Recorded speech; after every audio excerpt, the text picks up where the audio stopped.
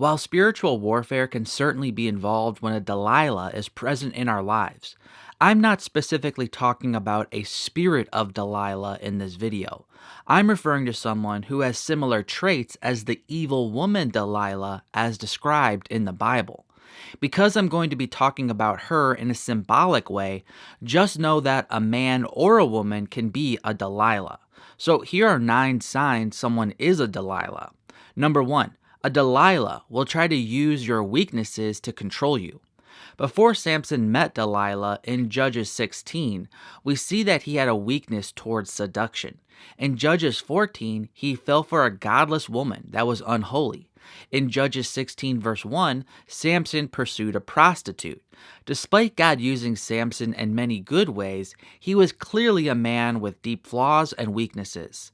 A Delilah has the ability to pick up on your weaknesses and then use them as leverage to accomplish what they want. Notice that in Judges 16 verses 4 through 6, that Samson's enemies were well aware of his specific weakness.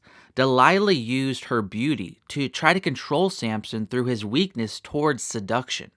Likewise, if someone is aware of your weaknesses and is trying to exploit them for their own personal gain, they are a Delilah to you. Avoid this person and accept that they will bring you nothing but harm if you let them stay in your life. Number 2, if this person confirms your initial instincts that they are untrustworthy, this is a sign of a Delilah. We shouldn't judge people without evidence, but we also should not ignore the discernment the Holy Spirit is sending us either. In Judges 16, 7 through 9, Samson clearly had a sense in his inner being that Delilah was not trustworthy, which is why he lied to her about the source of his true power. Delilah then immediately confirmed Samson's inner suspicions about her by betraying him. Unfortunately for Samson, he kept playing with fire and let Delilah stay in his life, even though she validated his concerns about her. If your inner discernment has been confirmed through damning external evidence, God is exposing a Delilah. Don't make the same mistake as Samson and then let this person remain in your life. Number 3, if someone has the ability to twist every situation to make themselves the victim and you the wrongdoer, this is a sign of a Delilah. Some people are excellent arguers and have a way of twisting the evidence and truth to make you the bad guy, even though they are the ones who actually did something wrong. Notice in Judges 16, 10 through 12, how Delilah just betrayed Samson, but somehow she is accusing him of mocking her. She has turned the situation completely around, and instead of being the betrayer, now she is the victim. If someone is always the victim, no matter how badly they are the ones who have betrayed you, this is a sign of a Delilah. Number 4, if this person endlessly nags and pressures you repeatedly in the same way over and over until they get exactly what they want, this is a sign of a Delilah. Delilah was relentless in the worst type of way. No matter how many times she failed at ruining Samson, she just kept trying again and again. Notice in Judges 16, 13 through 14 that her tactics didn't even change that much.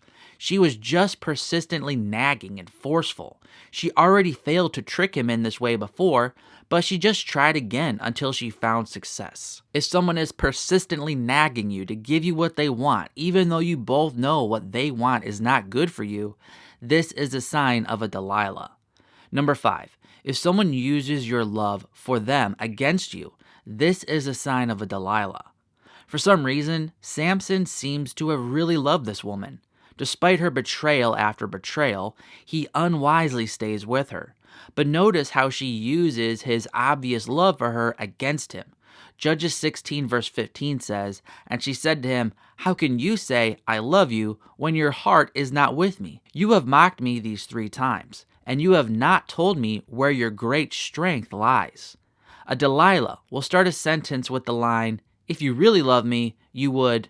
Don't let your love for someone be used against you. This is what a Delilah will do to you. Number 6, if someone's presence in your life is making you feel like death, this is a sign of a Delilah. If you've ever loved someone who struggled with addiction, you know how frustrating it can be to see this person keep something in their life that is literally killing them. This is how it is when a Delilah is in our lives. They are like an addiction that started out with pleasure but is now producing death. As Judges 16 verse 16 says, "And when she pressed him hard with her words day after day and urged him, his soul was vexed to death." Number 7. If someone is tempting you to betray God, this is a sign of a Delilah. While Samson's love life with women was obviously a total disaster, the worst part about his relationship issues was that ultimately they ended up hurting his relationship with God. A Delilah will ultimately want you to do whatever they want, even when what they want will cause you to turn your back on God. Samson was committed to the Lord, but through his association with Delilah, he revealed his secrets and compromised God's presence in his life. Number 8. If someone you trusted begins to torment you with what you have shared with them in secret, this is a sign of a Delilah. If someone really loves you, they will want to know the real you. They will want you to share your secrets with them. But unfortunately, people who just want to abuse you will also want you to share your secrets with them. So you have to be careful with who you share your secrets with. In Judges 16:18 through 19, Delilah uses Samson's secrets against him. Delilah was obviously untrustworthy, so Samson was a fool for telling her his most important secrets. But some people come across as trustworthy and only later reveal themselves to be a Delilah by using our secrets against us. This is why we must be slow to trust people deeply. Our trust of people should correspond to the evidence of their trustworthiness. And number 9, if you know this person is eventually going to hurt you, but for some reason you are keeping them in your life, this is a sign of a Delilah. Eventually, Samson's fears about Delilah proved true. He knew he shouldn't trust her, but for some reason, he couldn't remove her from his life. As we all know, if you play with fire long enough, you will always get burned. In the end, if a Delilah is in our lives, ultimately this says more about us than it does about this person. Delilahs are not the type of people who are liars in secret. They are not so crafty that we had no idea they were going to hurt us one day. Certainly there are people like this in the world, but the character of Delilah in the Bible was not this way. Samson knew she was dangerous, but he kept her in his life anyways. Therefore, a Delilah in your life will be marked by your knowledge that they are dangerous, but for some reason you can't seem to let them go. Against your better judgment, you are knowingly playing with fire and actively tricking yourself that you won't get burned, although deep down, you know this will eventually happen. As 1 Corinthians 15:33 states, "Do not be deceived. Bad company ruins good morals." Paul tells us not to be deceived because he knows we will be tempted to let ourselves be deceived.